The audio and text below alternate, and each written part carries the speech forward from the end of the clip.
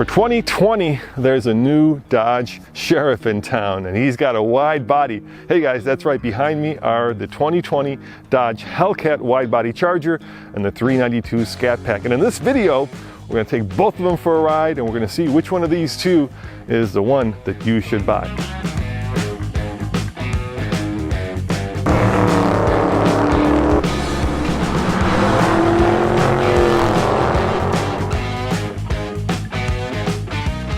So let's start with the obvious differences between the two of these.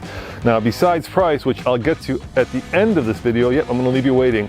Let's talk about the power plants, because here we have a Hemi 6.4 liter paired to an 8-speed automatic that produces 485 horsepower, which is a lot. But over here with the Hellcat, we also have a Hemi, but this one is supercharged. Produces, you know this, 707 horsepower, also paired to an 8-speed automatic, and will shred those rear tires all day long, because, well, that's what Hellcats do.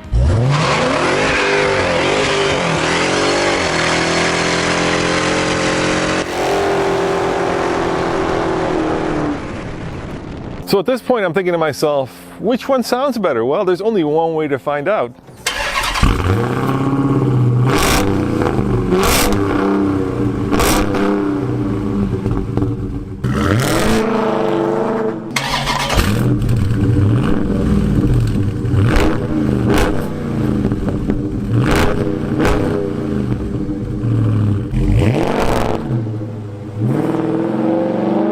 So of course the Hellcat has 222 more horsepower, but what else do you get when you step up to the Hellcat? Well, let's go through the two cars point by point and show you.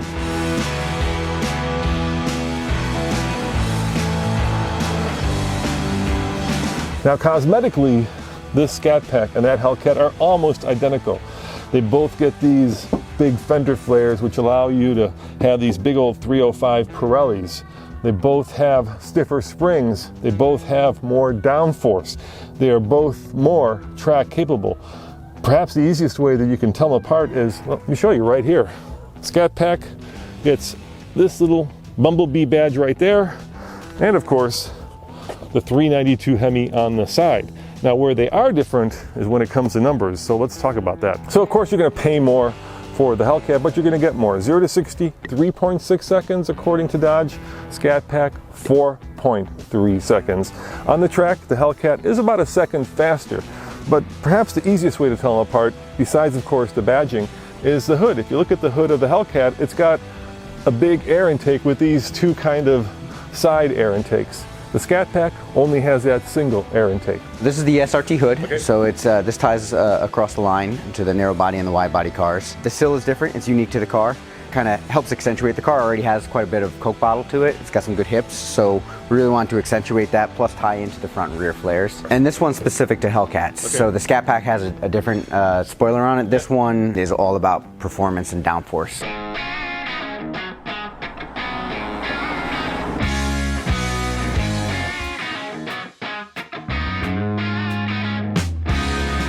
So I borrowed this octane red dual striped Hellcat, and I've got my little cheat sheet here, which tells you everything that comes with it. Now, of course, I've got 305/35 ZR20s, which are way cool, but I've got things like $1,000 worth of stripes. Those Brembos that are black, those are 500 bucks, bringing the total price of about 80K. It's not cheap, but then you do get a lot of vehicle for your money. Now let's talk about this vehicle's infotainment system before we take it for a drive. I've been testing cars now for about 10 years, and FCA's infotainment system is not the most sophisticated, it's certainly not the most capable, but it is by far the most intuitive, and that's why it's, for me, one of the best. Now I've got 4 different drive modes here. I've got Auto, Custom, Sport, and Track. Let's pop in Custom, and that tells you exactly what you can change.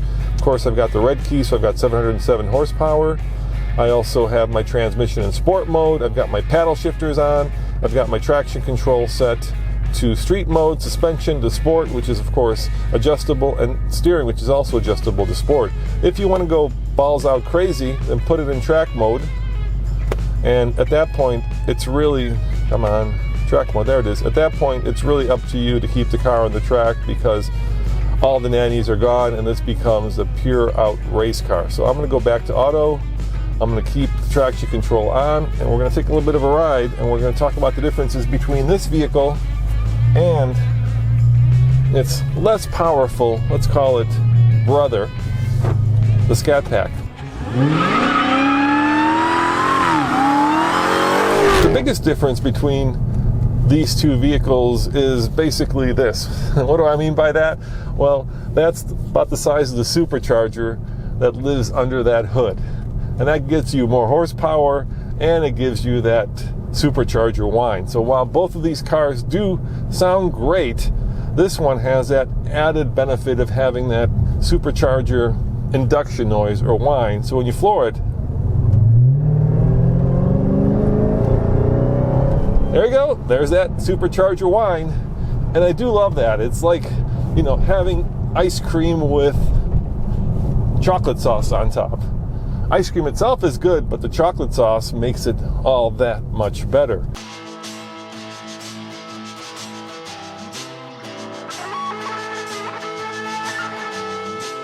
So obviously the big tires are a huge change. Yeah, those are big, 305s. 305s up from a 275 to a 305. It's available both four season is standard and 3 season is optional. A very sticky tire, obviously. So we changed the front spring rate 38% stiffer, a significant change in front spring rate. And then we changed the sway bars, both front and rear, 18% stiffer in the front, 52% stiffer in the rear. Obviously with more grip, you're gonna have tendency to have more roll angle. We wanted to counter that with bigger sway bars. It comes with the adaptive Bilstein suspension, the shocks, those were significantly revalved. And then another big change we made new for 20 model year for this program was the EPS. We went from hydraulic power steering to electric power steering. So in doing that, we got, you know, the different modes that come with that, the street sport and track setting for steering, you know, you get nice low speed, assist for parking lots and such like that. Now I am in the Scat Pack, and I've got my little cheat sheet as always, and this Scat Pack starts at $39,995 with a $1,500 destination, which you're going to pay for the Scat Pack or for the Hellcat. In this case, though, you have to add $6,000 on for the wide body, and keep in mind that all Hellcats for 2020 are always going to be wide body. There's a couple other options, bringing the total price to $56,055. And this is Indigo Blue, which is actually a really cool color. Now, let's take it for a ride and talk about the difference between the Scat Pack and the Hellcat. One of the things that isn't different is the fact that both of these vehicles come with the exact same size wheels and tires, forward and backward. So we're looking at 305 35 ZR20s, and the reason they're not staggered, you think they would be, is because Dodge says they want you to be able to swap the rear tires for the front tires and vice versa, which was a good thing when we had the Hellcat Challenger, because in the 10,000 miles that we had it, we went through four sets of tires. So I've got 485 horsepower and 475 pound-foot of torque. Basically, I'm missing the supercharger. That accounts for the over 200 horsepower difference. And if you were to ask me what's the difference between a Scat Pack and a Hellcat, let's use the cat analogy. Difference is this is the lion, whereas the Hellcat, that would be the tiger. Tigers are bigger, more powerful. They're also a little bit more calm and a little bit less aggressive. Lions, on the other hand, tend to be a little bit more dangerous in a lot of ways because they're a little bit more nimble, a little bit faster, and a little bit more aggressive. And that's what I like about this Scat Pack. It doesn't feel, because it isn't, as heavy as the Hellcat. It's a much more tossable, much more nimble, much more, in some ways, engaging vehicle. You don't have all that horsepower ready to bite you in the ass if you put it in track mode. This car feels a lot more controllable. It just feels like a car that I could enjoy on a daily basis. Plus, I'm getting better fuel economy. Once again, I haven't driven it more than 8 miles, and right now we're at 15.2. So standard in these cars is the heated and vented front seats, leather. There's the carbon suede package, which is super exciting because it's real carbon fiber trim panels in the instrument panel and in the console as well. And then the Scat pack has a new flat bottom steering wheel, which is also leather wrapped. It's pretty cool. Again, kind of giving you that bridge between performance and premium. So new this year is a caramel color wave in the interior as well, which is really cool. It kind of elevates it quite a bit. Inside, both cars, once again, are almost identical. The biggest difference is probably that in the Hellcat, you get this carbon fiber inlay, which is both around the infotainment screen and around the shifter. But otherwise, both have an 8-speed transmission, and both have something that is, well, magical. And let me show you what I mean by that. Yep, it's a usable back seat. I know that sounds kind of pedestrian, but keep this in mind. This wide body Charger will do 196 miles an hour. The narrow body one, 204 miles an hour. It's the fastest production sedan you can buy, and yet I'm sitting behind myself. I have adequate knee room. I have somewhat adequate headroom, but I could easily go to the airport, pick up my mom, put her in the back of this, and put all her stuff in the trunk. And then, if I were on the Autobahn, zip her home at almost 200 miles an hour. And that, to me, is the magic of this car.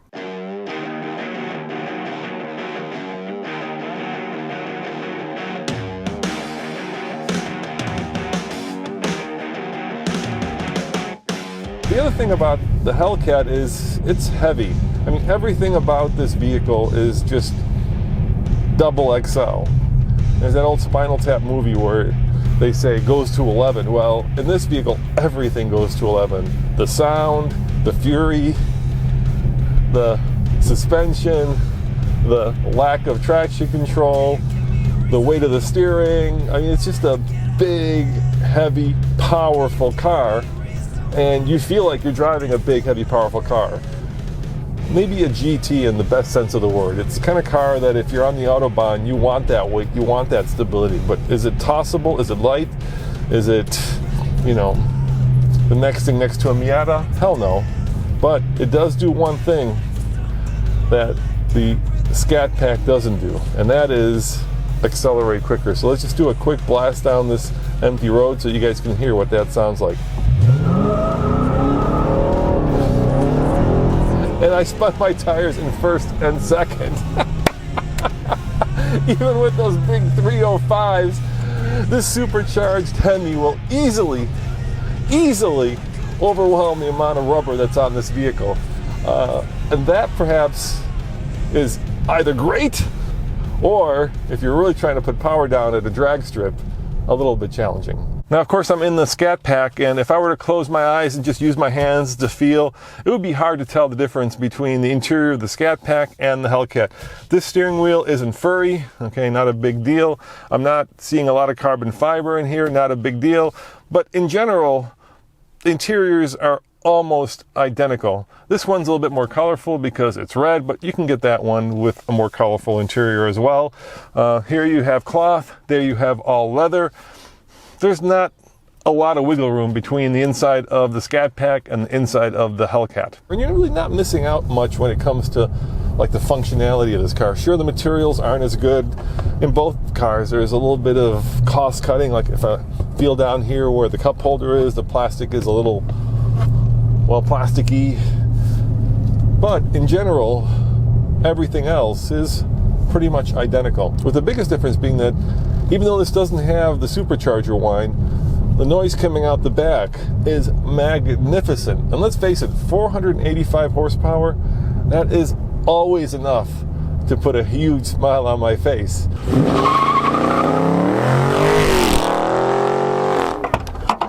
You're probably thinking to yourself, who the heck would buy a Hellcat for a luggage room? Well, we would. We in fact had a Challenger Hellcat for almost 3 years, and the most useful feature of that vehicle wasn't the big old Hemi in the front. It was the fact that it had this huge trunk where I could stow a lot of stuff. Yep, I even took it skiing because these seats fold down. How crazy is that? You put some snow tires on this bad boy and you've got yourself probably the world's fastest ski car. And really, when you think about it, the Camaro has become a pure out sports car.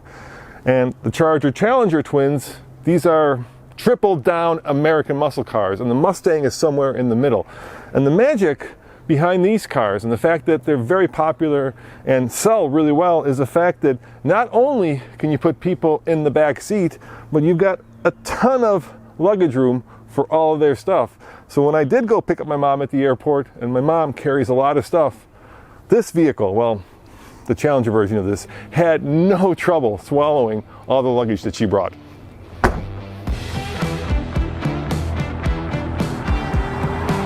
Both of these cars can actually get really good fuel economy, but when you're using the supercharger, you will be using a lot of fuel. And to demonstrate that, I've been driving this car for about, I don't know, 7 miles, and I'm getting 11 mpg combined. So yeah, I've been using the supercharger a little bit. If you're buying a Scat Pack or a Hellcat for fuel economy, you're probably buying the wrong car. But let's say you do care about that, which I agree a lot of people do.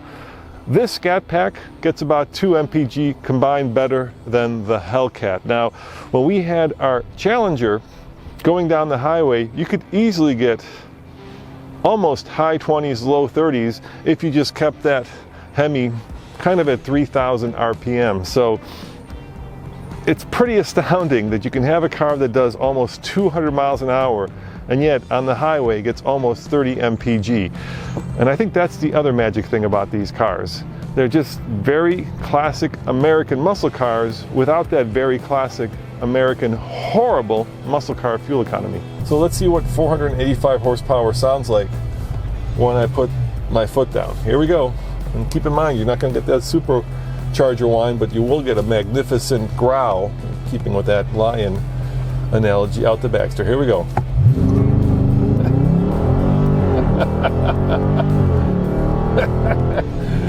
Yeah, that's plenty fast.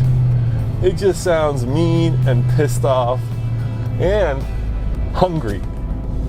Very hungry for Mustangs and Camaros.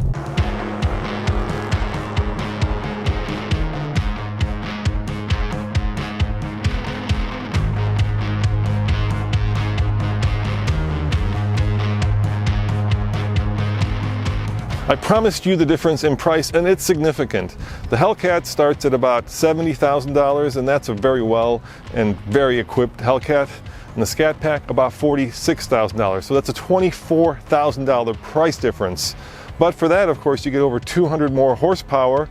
But from the outside, you basically get the same car. So which one would I buy? After having owned a Hellcat Challenger, I'm going to surprise you, and I'm going to pick that car. Yep, I'd buy the Scat Pack, because for $46,000 to get 485 horsepower, that is a performance car bargain.